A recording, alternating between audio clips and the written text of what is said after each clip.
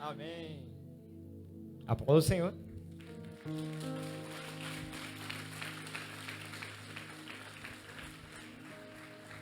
Boa noite, família de Deus. Tenho muita saudade de vocês.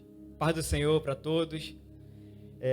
Vamos abrir nossa Bíblia em Romanos 8.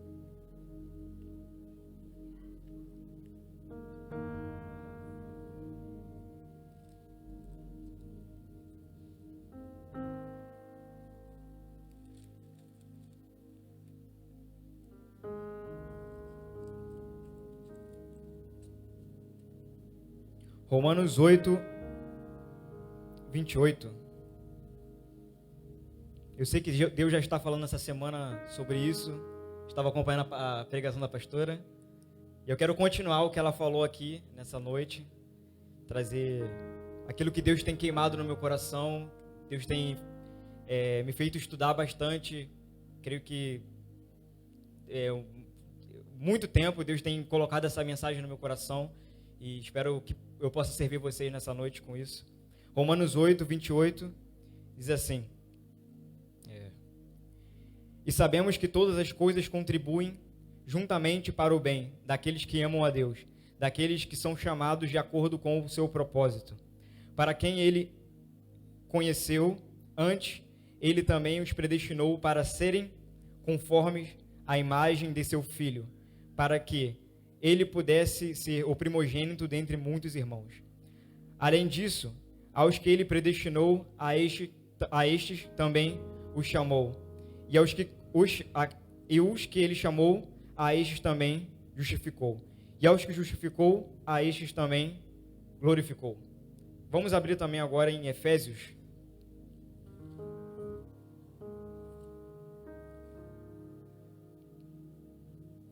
Efésios 4, versículo 11.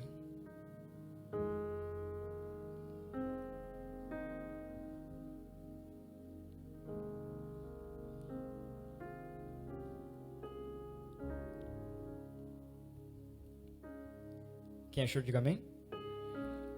Efésios 4, versículo 11 diz assim: E ele mesmo deu alguns para apóstolos, e alguns para profetas, e alguns para evangelistas, e alguns para pastores e professores. Gente, desculpa, é porque é muito difícil falar português de novo, tanto falando espanhol direito. Estou me embolando um pouco. É de verdade, sem brincadeira.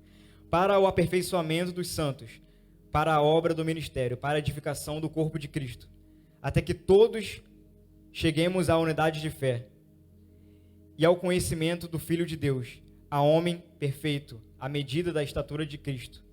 Amém. Podemos sentar agora?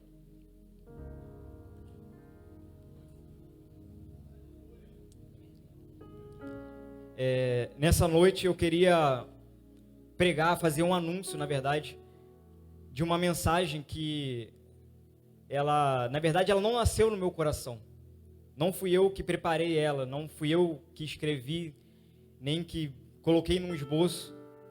Essa mensagem tampouco eu copiei de alguém que está vivo entre nós hoje, uma pessoa, um ser humano, e também não foi um humano que escreveu ela. Na verdade, eu quero pregar para vocês algo que é eterno, que está escrito ou decretado antes da fundação do mundo. O propósito eterno de Deus, aquilo que Deus veio fazer na terra, ou melhor, aquilo que Deus está fazendo desde a fundação do mundo e que Ele vai continuar fazendo.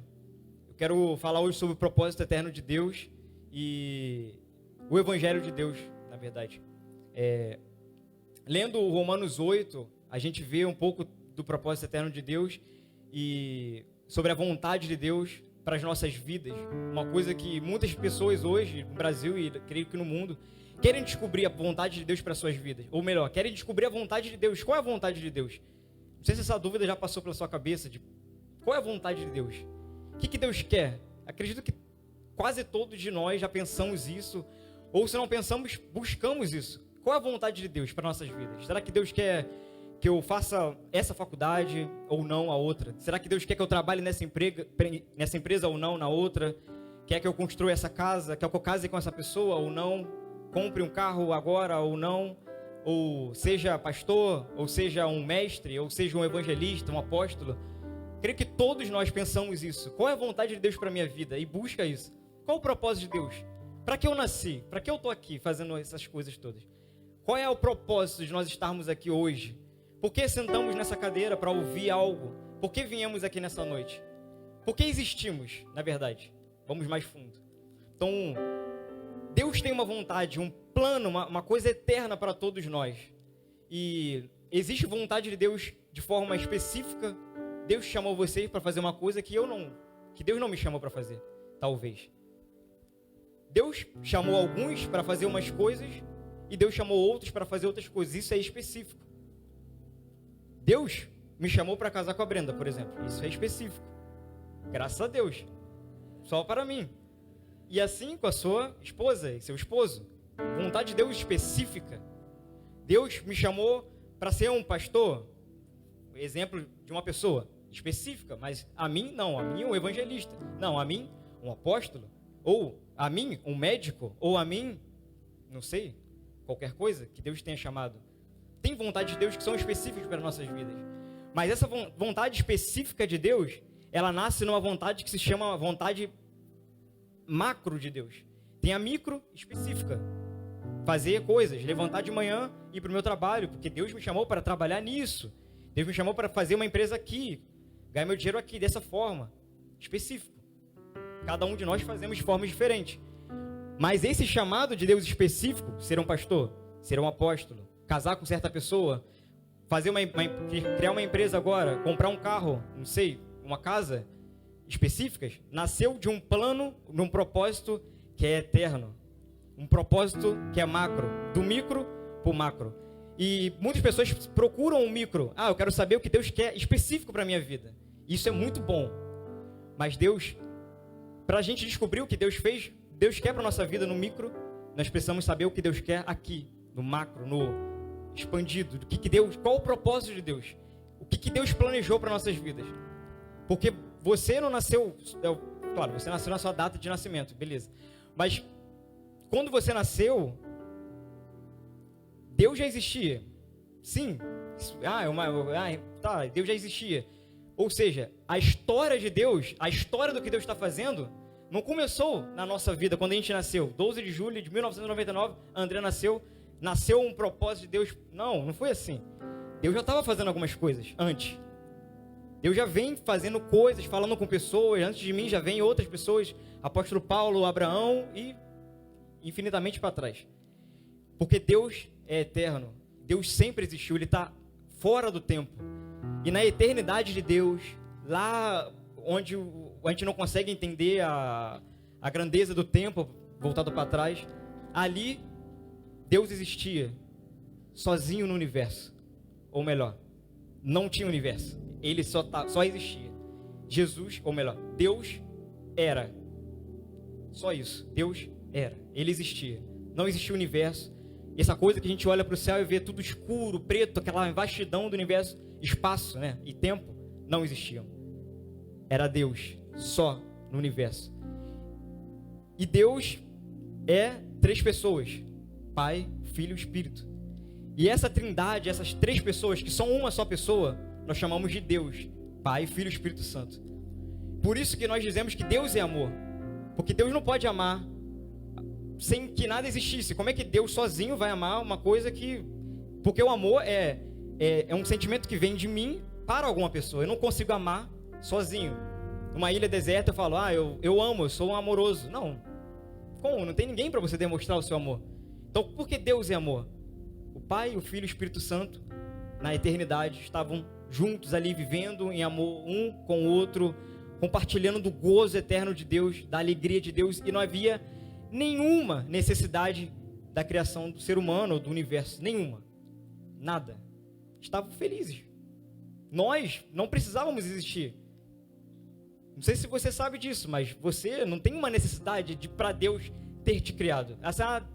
Eu estou tão sozinho aqui, eu vou criar um universo, eu vou colocar pessoas nesse universo, para que elas possam, sei lá, porque eu estou muito sozinho, solitário. Não foi assim. Deus não precisava de nós, nem hoje. Deus, ele estava lá, na sua glória, na sua presença, vivendo entre ele mesmo, com ele mesmo, e já estava super bem para ele.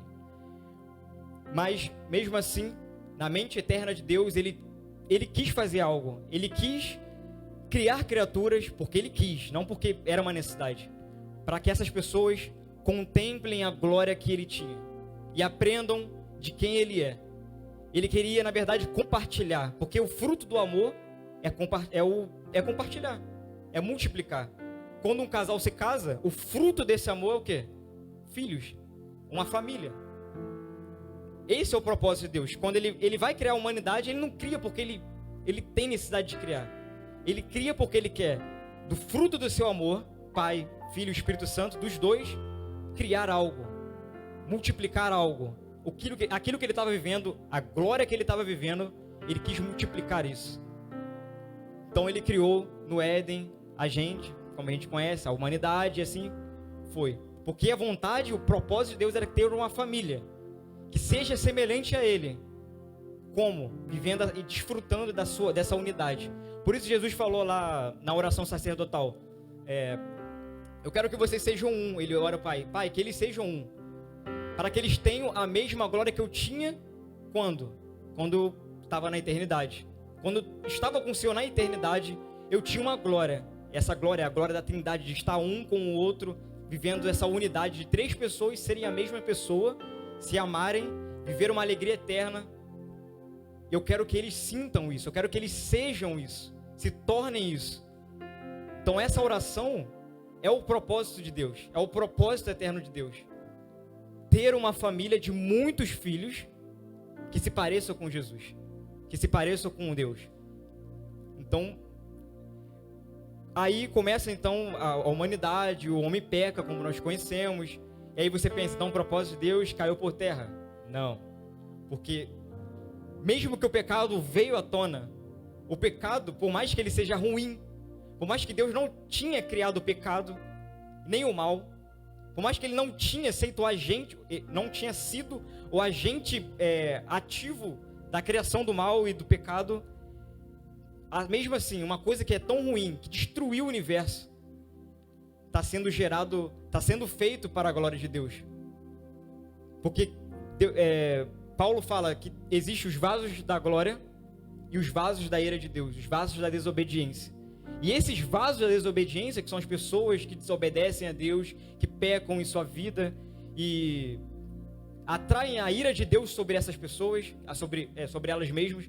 Esses vasos que Deus criou, Deus preparou para o fim dos tempos, para assim manifestar a sua glória em nós, os vasos da glória de Deus, revelar a sua misericórdia, a sua graça, e os vasos da ira, que estão preservados para a ira, para Deus ser glorificado através da sua ira na vida deles. Está escrito. Então, mesmo o pecado, uma coisa tão ruim, manifesta a glória de Deus. Por quê? Manifesta, não me entendam mal. Porque quando veio o pecado, veio a justiça de Deus e a graça transbordou sobre o pecado. E por isso, mesmo que algo deu errado, deu certo. Porque Deus não erra. Por mais que veio o pecado, estragou o plano de Deus, Deus se mostrou cada vez mais glorioso. Porque como Deus poderia manifestar a sua misericórdia, a sua graça, se o pecado não tivesse acontecido? E aconteceu, Deus não quis que acontecesse, mas aconteceu, e quando aconteceu, a glória de Deus foi manifestada ainda mais forte, porque pegou pessoas iníquas, ímpias, desgraçadas como nós, miseráveis como nós, e nos tornou filhos de Deus, adotados, salvos, redimidos. Isso é muita glória de Deus. Isso manifesta muito de quem Ele é. Misericordioso, amoroso. Ele pegou pessoas totalmente depravadas, indo em direção para o inferno, sem nenhuma forma de voltar. Ele foi lá e resgatou essas pessoas. Ele morreu numa cruz, resgatou essas pessoas, trocou de lugar conosco. Jesus recebeu a ira que estava para nós, estava sobre nós, porque pecamos. Deus é justo, não é só amor, Ele é justo, precisa punir o pecador. Isso faz parte do Evangelho, porque Deus é amor, mas Deus é justiça e santidade. E porque o homem peca, o pecado é uma transgressão da lei, um crime tem as suas punições. E Deus tinha que punir o pecador. Pense nisso. Deus tem que matar quem peca. Senão ele não é Deus. Ah, que isso? Está desafiando Deus. Não, ele mesmo falou isso. Eu não posso, ele não... Vamos, um exemplo. Ele não deita a cabeça para dormir antes de matar aquele que pecou contra a lei dele. Porque ele é santidade e ele é justiça. Não estou falando de um Deus assim, pequenininho. Eu estou falando de um Deus, do Deus santo e justo. Então, o homem pecou. E o homem, quando eu falo homem, é distante, né? Tipo, o Adão pecou, minha culpa é minha. Não. Todos pecaram. Todos estão destituídos da glória de Deus. Todos pecaram. Repitam comigo. Todos pecaram. Incluindo eu. Incluído você. Você também pecou. Você também, se não está em Cristo, está debaixo do juízo de Deus. Deus, ele tem uma justiça. Um grande exemplo que eu aprendi foi o seguinte. Imagine um homem entrar na sua casa, você tem uma família. Ele entra na sua casa de noite, ele mata todo mundo, ele assassina o seu pai, a sua mãe ou a sua esposa. Antes de matar os seus familiares, ele estupra na sua frente os seus familiares.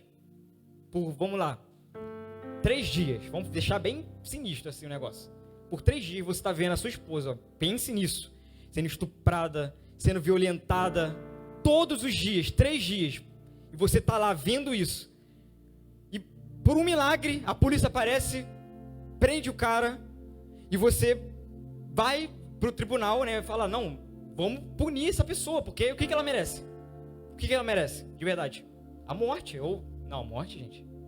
Não, pera aí. A morte, calma. Merece a punição segundo a lei dos homens, não sei. Se for morte num país, a morte. Se for cadeia num país, cadeia, tá bom.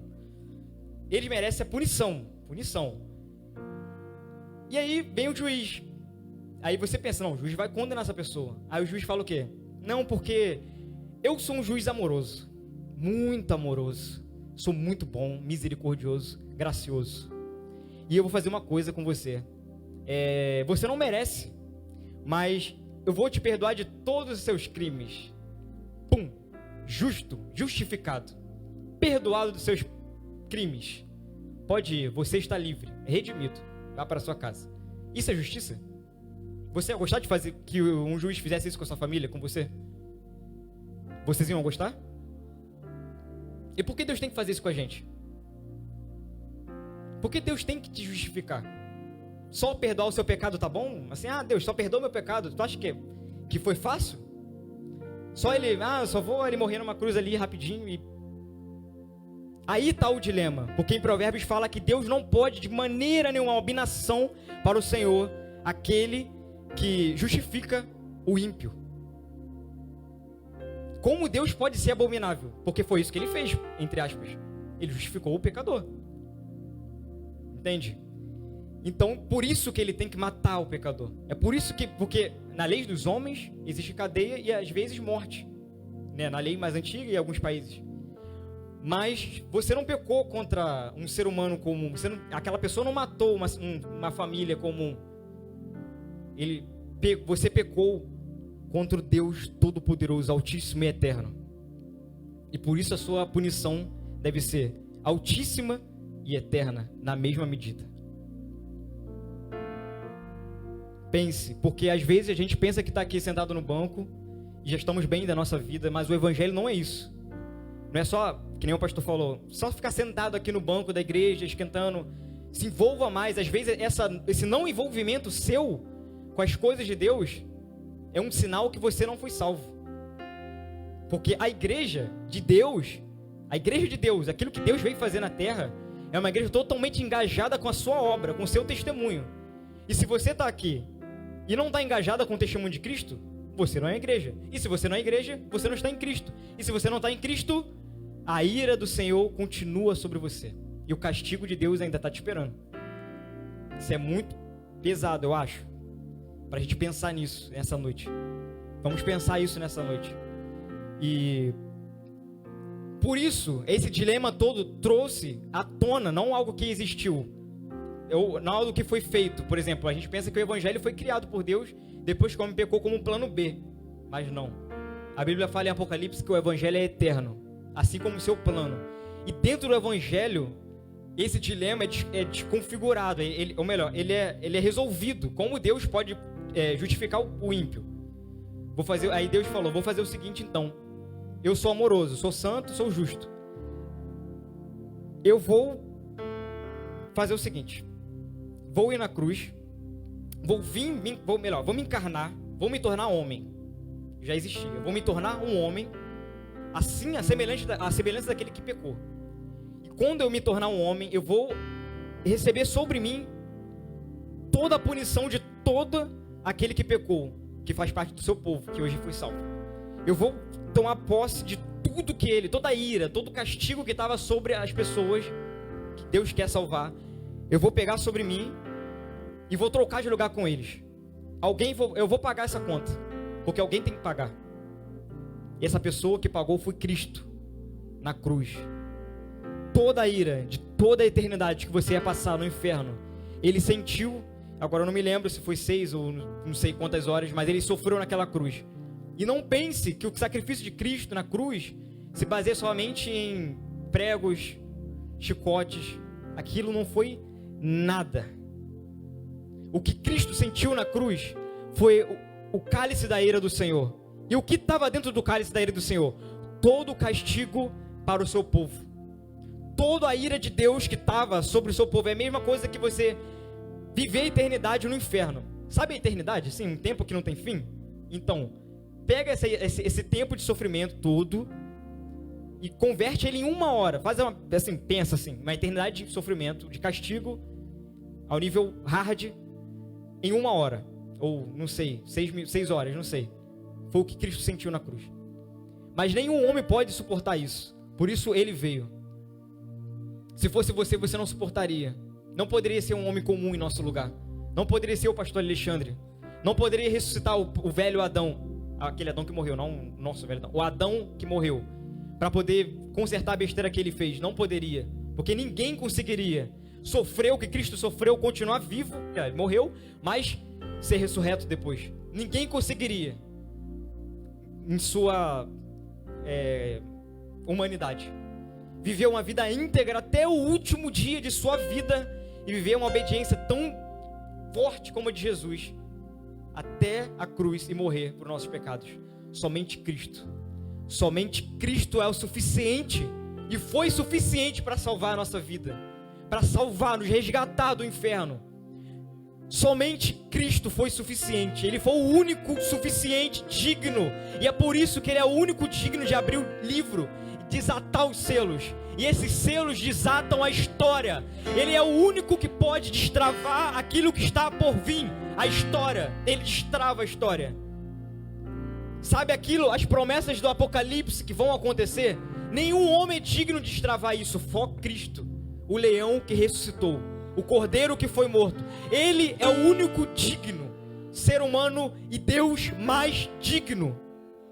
O homem, Deus, Cristo Jesus, agora está à destra do Pai, fazendo uma mediação. Está sendo o nosso intercessor. Ele perdoou nossos pecados na cruz e agora está sentado à destra de Deus, perdoa nossos pecados, fazendo a intercessão. Ou seja, fazendo com que nós sejamos diante de Deus justificados. Ele nos justificou. Passado, já fez, justificou. Não está justificando, ele justificou. Ou seja, ele falou com aquele criminoso que matou a sua família, lembra da história? Você é justo, mas não porque ficou sem punição. O próprio juiz desceu e falou, eu vou morrer em seu lugar. E foi isso que ele fez. Eu vou pagar a sua culpa. E foi isso que ele fez. Ele não fez as pessoas ficarem mais salvíficas. Agora eu estou mais salvável.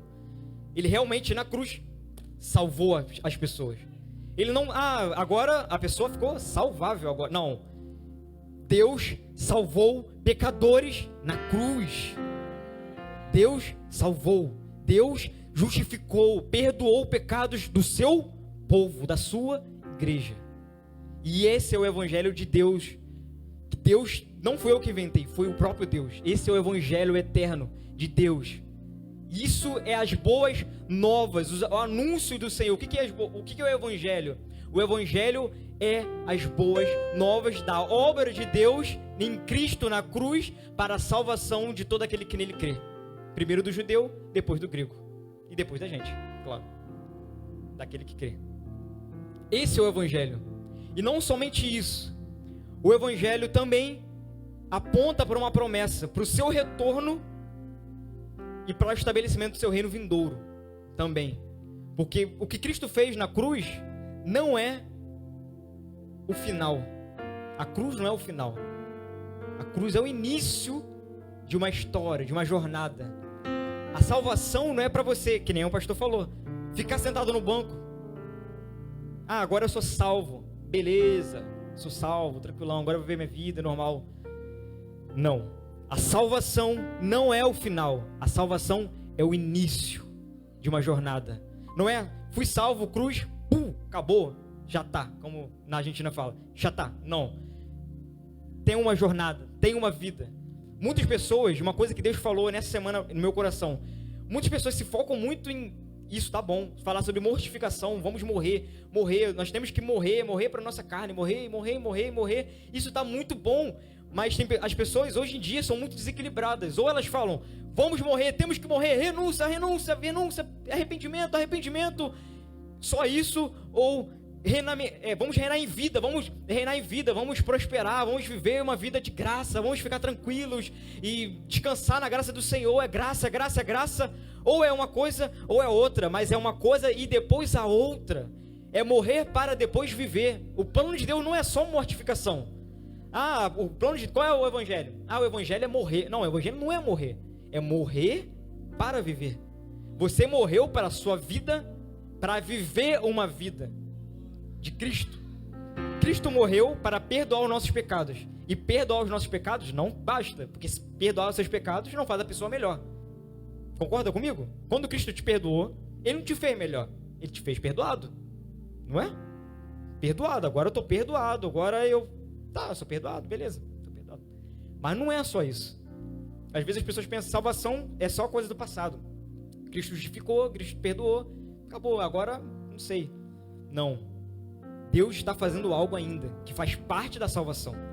A salvação tem 3 tempos: justificação, passado, presente, santificação, terceiro, glorificação. A gente leu isso em Romanos 8, no 30, a gente falou, aquele que antes conheceu, este também os chamou, os predestinou, os chamou, os justificou, os santificou e agora vai glorificar. A justificação já aconteceu, a santificação está acontecendo agora. É o processo. Na justificação, Deus tirou a culpa do pecado. Agora nós não carregamos mais a culpa daquilo que nós estamos fazendo. No segundo ponto, Deus está tirando o poder sobre o pecado. Está te dando poder sobre o pecado e tirando o poder dele sobre você. Ou seja, nós agora dominamos o pecado. O que Paulo fala? Aqueles que foram salvos têm poder sobre o pecado, domínio sobre o pecado. Dominam o pecado. Não é que o pecado foi tirado, ele está, mas a gente domina ele. Isso é santificação. E se você não domina o pecado, você não foi salvo. Tá? Quem foi salvo domina o pecado, né? Eu sou perfeito, estou completo, não peco. Não é impecabilidade, é dominar. Tá ok? Dominar. Quando um senhor tem o seu servo, ele domina o seu servo, não o servo domina o seu senhor. Ok? Você é o senhor e você está dominando o pecado. Você está falando, pecado aqui. Já tá, acabou, é isso. Isso é a santificação. Se o pecado está dominando você, você não é salvo. Não tem outra, não tem, é lógica, é só lógica. Isso é o que tá. E não tenha confiança da sua salvação, mas pense bem antes de ter confiança da sua salvação. Porque a salvação, ela tem frutos, ela dá frutos. E o fruto da sua salvação é que você está se assemelhando a Jesus. Está se parecendo com Jesus. Isso é o fruto da sua salvação. Se você viu que você não está crescendo, se você viu que não está se parecendo com Jesus, então você não é salvo. Não tem história. Vamos continuar. E o evangelho, ele no grego é o evangelion, e fala sobre o anúncio de uma boa notícia. Por exemplo, um exemplo muito bom é quando os gregos, história mesmo, eles estavam sendo bombardeados assim por guerras, muitas guerras, estavam vivendo em jugo de escravidão sobre um governo, que eu não me lembro agora, faz um pouco tempo que eu estava pesquisando sobre isso, me lembrei agora, e eles estavam sendo escravos ali, sendo escravizados, só que o rei deles, né, foi para a guerra, para poder vencer e se libertar. Distante, né? O povo está esperando a notícia. Caramba, será que nós somos e vivendo como escravos? Somos escravos. Mas o rei venceu. O que aconteceu? O rei enviou seus arautos, que arautos traduzido para nós seria evangelistas, de verdade, é assim, arautos são evangelistas, para trazer um anúncio de que o rei venceu. O rei venceu. Estamos livres, não precisamos mais viver como escravos. E esse anúncio do arauto significa o evangelium, o evangelho. Não é uma coisa cristã que Cristo inventou. É uma palavra que já existia para coisas assim, desse sentido. Então, o que é o evangelho? É o anúncio de que Cristo, o rei, venceu e ganhou o poder sobre todas as coisas. Ele é Senhor sobre tudo e ele está para voltar. Isso é o evangelho. É o anúncio de que Cristo já libertou o seu povo. Já libertou, não está libertando, não vai libertar. A libertação já aconteceu. Você já foi comprado. Você já foi. Deus libertou. E agora é só anunciar. Então esse é o anúncio. Que anúncio? Eu estou livre do pecado e da ira de Deus. Eu estou livre. Porque a salvação é salvo do quê? A gente pergunta, você é salvo do quê? Ah, eu sou salvo do pecado, eu sou salvo... Não, você é salvo da ira de Deus. Você é salvo do próprio Deus que ia te matar. Mas Deus te salvou. Deus te salvou. Aos que foram salvos, é o cara. E essa é a história que Deus contou para Abraão. Por isso que lá em Gálatas ele fala, assim Deus contou o evangelho para Abraão. Ele falou, não, vocês pecaram, mas da sua semente vai vir uma pessoa, e da sua semente, da sua semente, né, da sua descendência, vai criar uma multidão de pessoas, e essas pessoas vão abençoar outras pessoas. De você sairão nações, sairão reis, e serão abençoados todas as famílias da terra. E aí você pensa, então essa bênção é só prosperidade, que legal, somos filhos de Abraão, vamos receber. Não, essa bênção é Cristo, o evangelho de Deus. Pergunte para alguém que está morrendo, à beira da morte. Fala para ele, olha, você é um médico. Aí você pergunta à pessoa, você está à beira da morte e eu quero te contar uma notícia. Olha que legal, quero te contar uma notícia. Comprei um carrão zero para você desfrutar agora. Você acha que ele ia gostar? Pergunte para alguém que está sendo refugiado, alguém que está em crise financeira, está em crise no seu país, por exemplo. Olha, eu comprei um carro para você, eu comprei uma casa, eu quero te dar isso. Essa pessoa vai ficar feliz? Não, porque quem está com fome quer comida. Ela não quer um carro depois, eu estou com fome, eu quero comer. Não, eu estou morrendo, eu quero remédio, você é o doutor, eu não quero um carro, eu quero sair daqui bem. Agora pergunte para um pecador. Você é um pecador. E aí vem Deus, falando pro pecador, eu vou te dar um carro, zero bala. Eu vou te dar casas, eu vou te dar prosperidade. Você é consciente do seu pecado, do seu crime. Você está escravizado. Você ia gostar disso? Se Deus só te desse carro, bênçãos materiais, ia gostar? Não sei. Alguns talvez sim. E alguns pensam que foi isso que Deus falou em Abraão. E não falou isso. Não é só isso. Isso é muito, muito pouco. E eu sei do que eu estou falando. Porque quando eu era mais adolescente eu falei, Deus, eu acho que eu sou meio assim. Porque, poxa, eu não tenho casa, não tenho família, não tenho nada para botar em casa. E às vezes eu sou meio revoltado assim. Será que eu sou revoltado, Deus? Fico falando mal dessas coisas.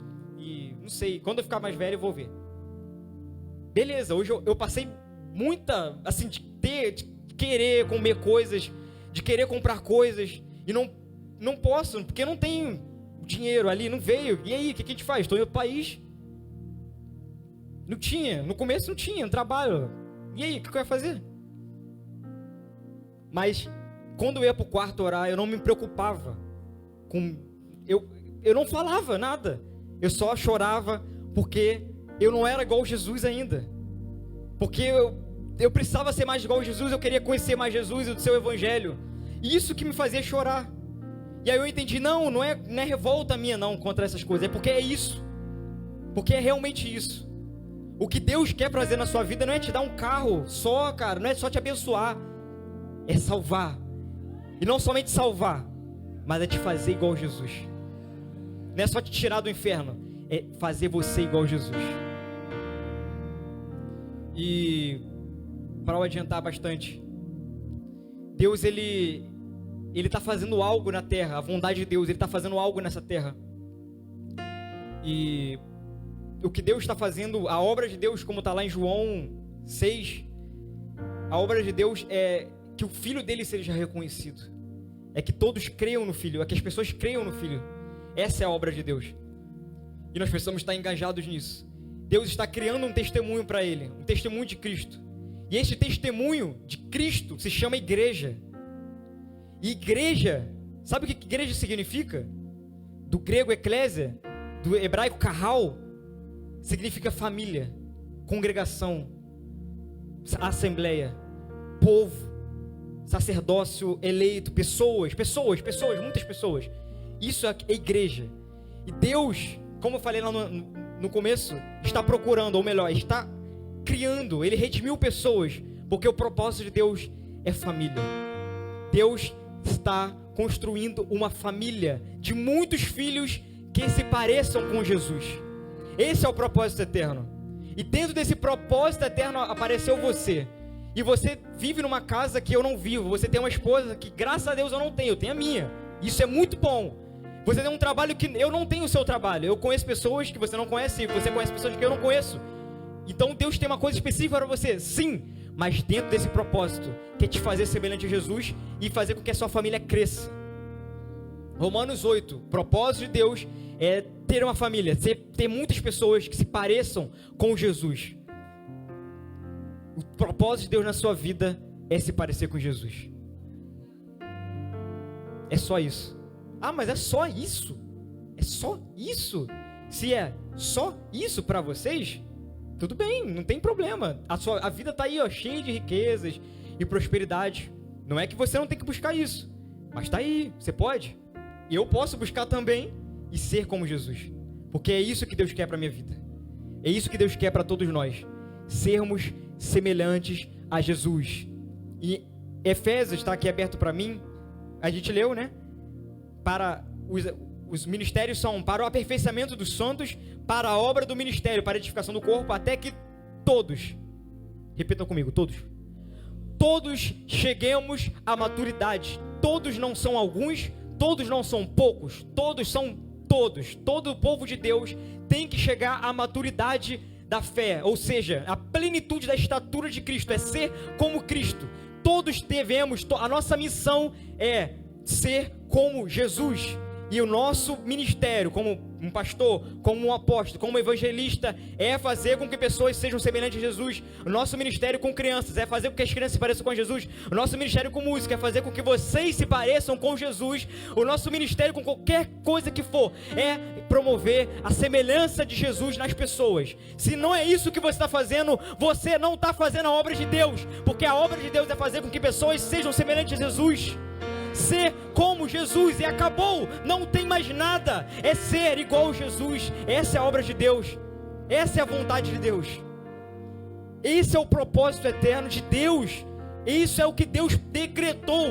E sabe de uma coisa, se você está sentado aqui, foi salvo, o Espírito está dentro de você, eu quero te dar uma promessa: a boa obra não acabou, e até que o fim venha, você vai ser semelhante a Jesus, porque Deus te prometeu. E Filipenses fala que até o fim, Deus vai terminar a sua obra. E a sua obra na sua vida não é a obra ministerial. Ele não está falando de ministério, não está falando de fazer, vai cumprir, minha casa vai... Não, peraí.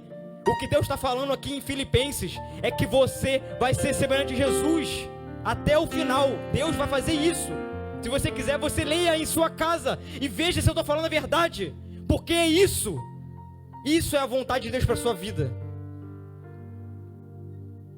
É igreja. Igreja é família. É por isso que está errado você falar, eu sou igreja.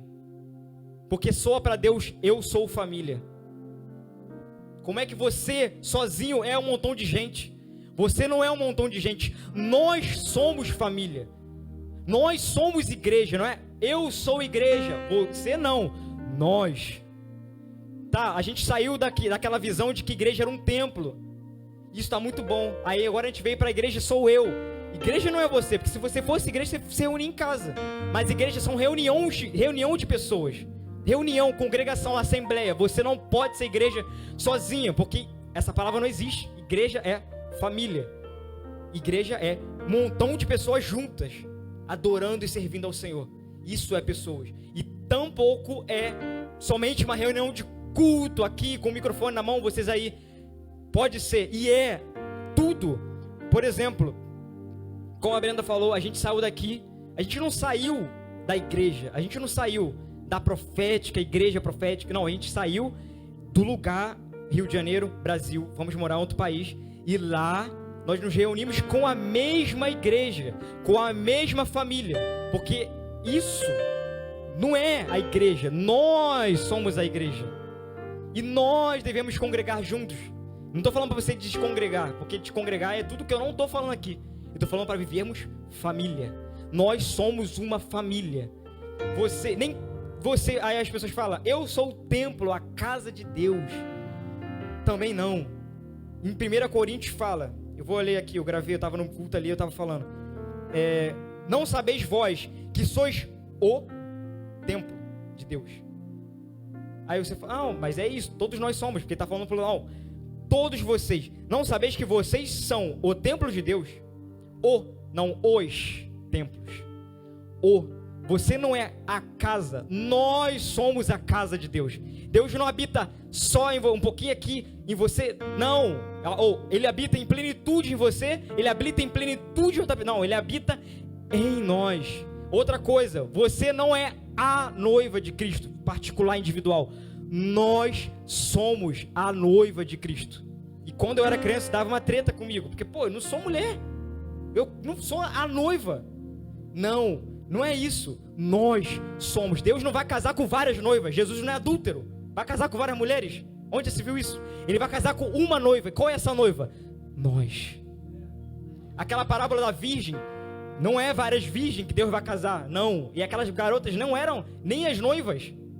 Elas não iam casar com o noivo. Então, não é isso. Aquelas virgens, lembra da passagem? Elas eram virgens que estavam cortejando ali, não iam casar. Tá? Então, não usa isso, tá fora. Não é isso. Só existe uma noiva, não existe várias.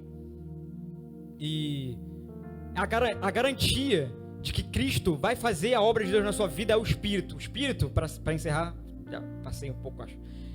O Espírito Santo, ele é o selo, a garantia que você pertence ao Senhor.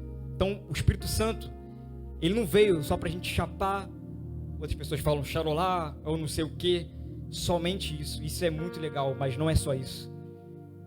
Acho que resumir o Espírito Santo nisso é mas tão pouco, que acho que ele até fica chateado. Se o Espírito Santo fosse só um arrepio, ele ia ficar chateado.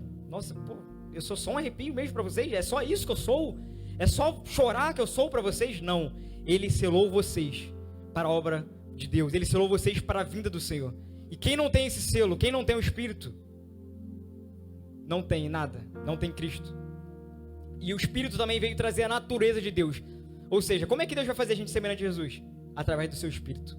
O seu Espírito, como eu falei, não veio só distribuir dons. Ele veio trazer a natureza de Cristo para nós. Na verdade, essa é a principal. Depois, dons. Primeiro, colocar a lei no nosso coração.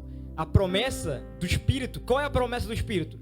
É fazer com que a lei de pedra entre no meu coração. E eu não agora sei a lei, mas eu gosto da lei. É uma coisa diferente. Uma coisa é eu saber, uma coisa é eu querer. Agora eu quero.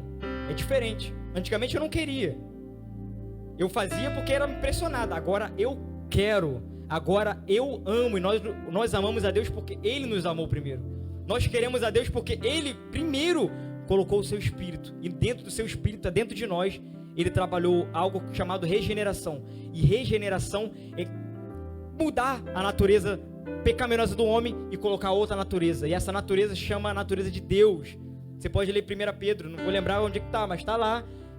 1º ou 2º, que fala que Deus compartilhou conosco a sua natureza divina. E hoje nós temos a natureza de Deus. Nós temos tudo o que precisamos para nos desenvolvermos e sermos semelhantes a Jesus. E por último, o Espírito Santo está entre nós para nos dar o poder para testemunhar, para chamarmos dentre todas as nações um povo para a obediência que vem pela fé, entre os quais vocês foram chamados para pertencerem a Jesus Cristo. É o que fala lá em Romanos. Deus está fazendo algo através da igreja. Deus não está... A gente não precisa somente buscar métodos para fazer a igreja funcionar melhor. Não, a igreja é o método de Deus. Não é sobre o que nós estamos fazendo. Não é sobre fazer coisas. Nós vamos fazer coisas. Não, é sobre fazer nada. É sobre se tornar quem Deus quer que você se torne. Não é, a obra de Deus não é eu tenho que fazer a obra de Deus. Não é, eu tenho que me tornar alguém. E assim primeiro, depois, melhor, fazer a obra de Deus. É ser para depois fazer. Ser para depois fazer. Essa é a obra de Deus, é ser. A obra primeiro em nós, para depois fazer. À medida que eu entendo, é a medida que eu vou fazendo. Eu entendo, eu faço. Eu estou entendendo mais, vou fazendo mais. Porque é o que eu estou me tornando. Por isso que não existe crente só de banco, não existe cristão de banco. Por quê? Porque Deus está fazendo algo em você. E não tem como você sentar aqui e se confortar. Eu estou sentado. Você sai agora desse conforto, pelo amor de Deus. Não adianta. Você está sentado no banco, mas não é isso que Deus quer. Deus quer primeiro, ia falar, cambiar você, mudar você de dentro para fora. Deus quer mudar, transformar o seu coração. Ele faz isso através do seu espírito. E esse é o propósito eterno de Deus. É ter uma família de muitos filhos que se pareçam a Jesus. E quando Ele voltar, que é a parousia. Lembra do Evangelho? O Evangelho é a notícia que o rei venceu, está voltando. E quando ele está voltando, é a parousia. Quando Ele voltar, a vinda do Senhor, Ele vai estabelecer o seu reino de verdade, físico e literal. E vai restabelecer todas as coisas. Ele vai fazer com que todas as coisas voltem para o seu lugar. E Ele está usando vocês para fazer algo. E esse algo é fazer com que outras pessoas se pareçam com Jesus. Agora, a forma que Deus está fazendo isso com vocês, aí eu já não sei. Eu não vim te dar essa resposta. Eu vim te falar qual é a vontade de Deus para a sua vida. E a vontade de Deus para a sua vida é ser igual a Jesus.